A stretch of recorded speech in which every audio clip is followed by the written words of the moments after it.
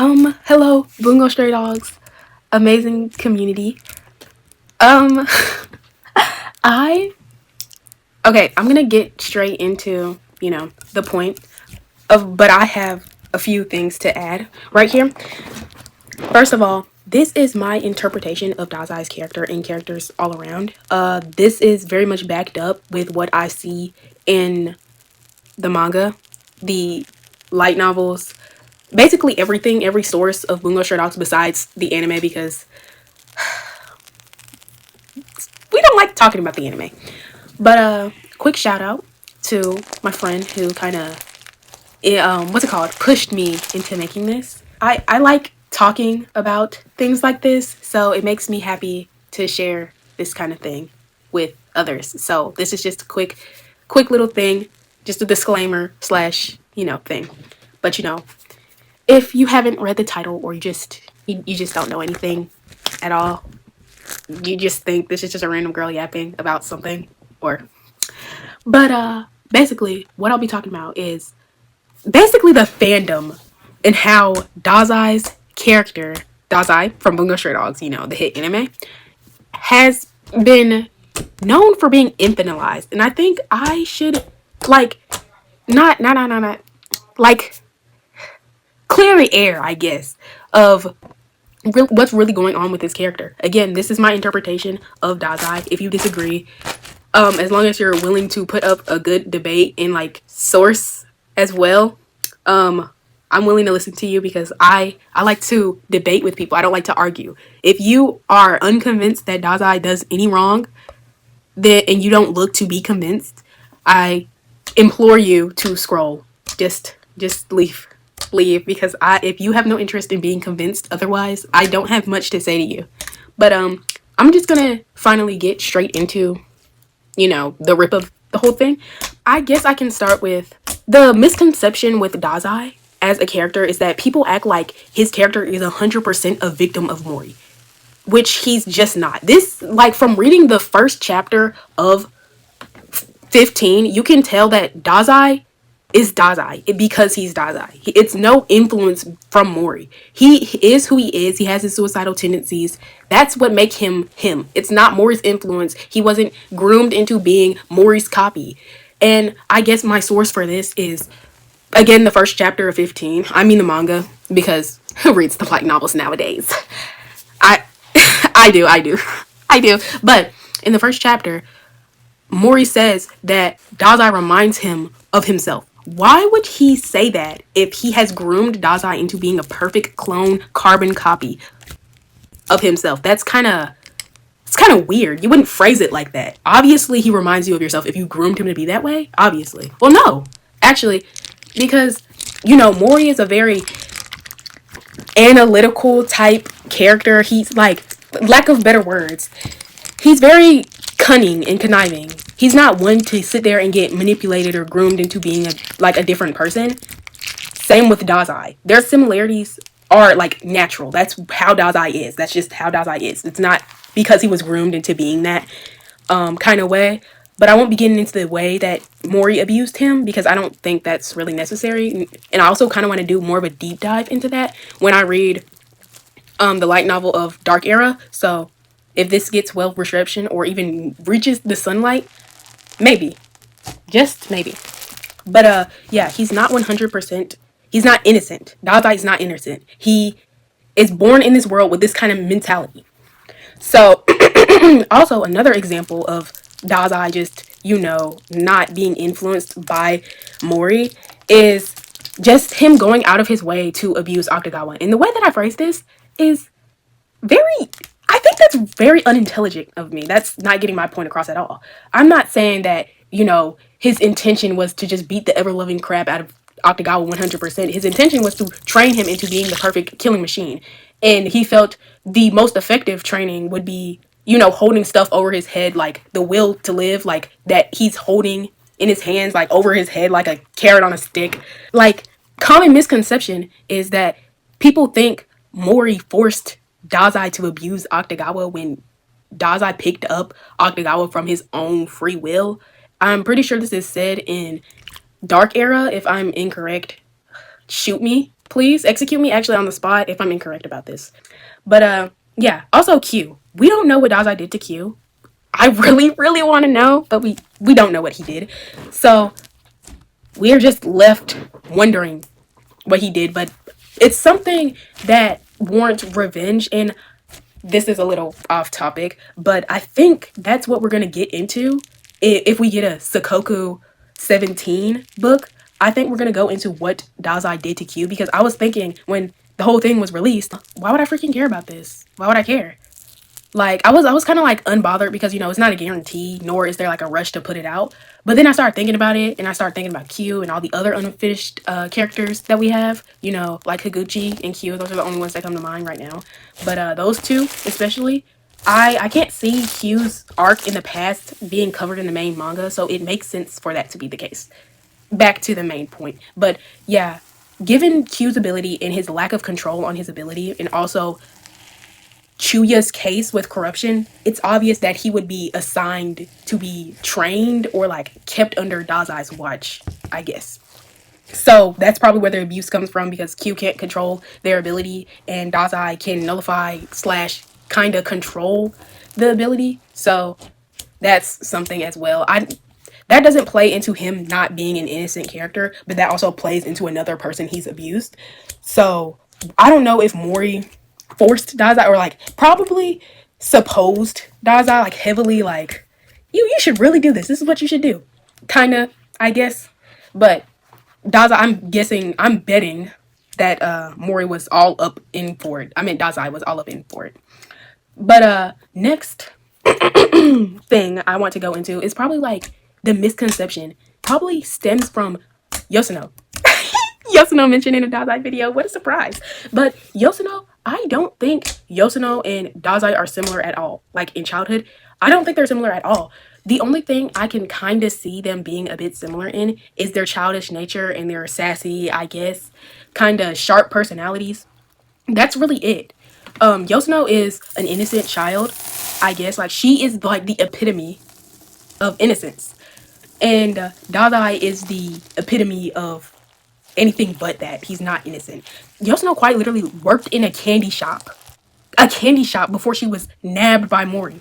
I could go on for hours about Yosano and basically everything related to Yosano, and I probably will do that because I love talking about Yosano and how poorly she's treated by the fandom. But we move on because this is not about Yosano. But I think a lot of that comes from people comparing Yosano and Dazai and acting like they have some kind of paralleling when the only similarity they really have is their personalities, and that's not even like 100%. Dazai doesn't really act like that most of the time. I think a lot of people, yeah, it's just like he doesn't act like that most of the time. He acts just really weird. He's just an oddball, if that makes any sense. He's really weird. Not like Yosano at all. Yosano acts like a kid. Dazai acts like a kid sometimes, but you can tell. Like, no, he like flips the switch so often. It's like, are you sure? Are you sure? Like it's obvious that he's not truly like that way. Or maybe he is, and we just don't know. Or I just don't know, and maybe I'm just delusional. But I think a lot of that innocence comes from their parallels because they're just not similar at all. And also swinging back into Dazai not being groomed by Mori into being like the perfect Mephisto. I think people's obsession with making Mori a supervillain and making him super duper evil, like the headcanon that Dazai and Yosano were like molested by Mori, that is a really gross headcanon. That is very gross and very weird. I don't know where that came from. But it's just the obsession of making him very deplorable. Even though his actions are already deplorable, like he manipulates and uses kids and abuses them, scarring them for like forever, especially Yosano. But yeah, he is still a deplorable human being without being put or labeled as a child molester. You can still make him very bad. Like, you don't have to go that far to make him a bad person, which he already is. But I think a lot of people just misinterpret a lot of things or just aren't bothered to learn, so they just kind of just make up their own thing. I think that's where a lot of Chuya, Dazai, I won't say Fyodor, maybe Akutagawa mischaracterization comes from, especially with their angst, because you don't need their backstory more angsty. just go off what they already have. They're already traumatized, like severely. You don't have to make them get molested. I promise you. Especially Chuya. You don't need to make that so. Especially Chuya and Atsushi, actually. You don't have to do all that.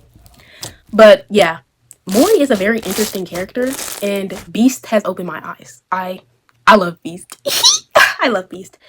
Another thing I want to add is that people are obsessed with making Dazai remorseful for his actions while he was in the Port Mafia, but he still continuously and is not afraid to make decisions and like basically revert to his Port Mafia days and his little era in the Port Mafia. He's not afraid to do that. He does it nearly, not constantly, but he does it enough to a point where you can see he's not afraid to regressing to back to his Port Mafia ways, like within like a millisecond. When one example I can think of off the top of my head is when he first met Akutagawa again. Does that interaction at all seem like he's remorseful for what he did to Akutagawa? He thinks what he did was like abuse and that he's so sorry. No, it's not. He's obviously not that remorseful if he is at all. And I think that's okay. He does not have to be remorseful or anything like that. I just think a lot of people should just accept that he's like that instead of being addicted to the fact that, oh, he's a new person, he's changed, blah, blah, blah, blah, blah, when he has proved that he's willing to do crazy stuff to save people. And I don't think that he's not a good person at all, but he's not innocent. And that much is obvious. And I think people should stop condensing him down to being innocent because it just hurts his character. And also Akutagawa's character because, you know, Dazai is his abuser. Why are y'all acting like he was forced to abuse Akutagawa? Anyways, I think that's my main points. Dazai is not some kind of innocent person. He's never been innocent. His whole thing is that he's born with this mindset that's very harmful to his livelihood, causing his suicidal tendencies, or I don't know how else to put them, but being suicidal and acting on that very often, having no will to live. It comes from the way that he's been coded since birth or since we meet him. It's not about what Mori did to him. It's about how he is. Some crazy, deplorable thing doesn't have to happen to Dazai for him to feel this way. And I think a lot of people just misunderstanding like Dazai's character, like his suicidal tendencies and him being suicidal and the way that he copes with it.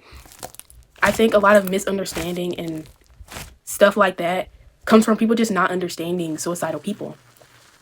And in some ways, I resonate with Dazai's character, but not a lot. Not so far that it say I kin him or anything like that, but his character, especially the way that he thinks and feels about the world around him, is very interesting and sort of relatable in a way.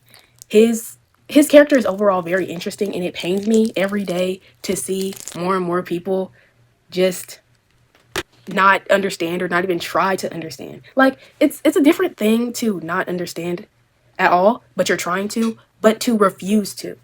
I hope I made this as simple as possible, like to understand why it's so harmful to say that he's this innocent, traumatized little being by Mori. It's just harmful to his character and basically everything. I really enjoy Dazai's character, but mischaracterization and him being overrated, it skews with that and causes this like need to make him innocent because people don't understand how much of a bad person he just is. And I think it's okay to be a bad person, to have a bad person character. Like, you don't have to constantly justify it. I like Dazai because he is that way. I wouldn't change really anything about him. So if you don't enjoy Dazai's character from the truest, most simplest form, I don't know, maybe it's time to hang up your jersey and get a different favorite character. There are so many to choose from. But the aspect I really love about Bungo Stray Dogs that a lot of people try to erase is the moral ambiguity.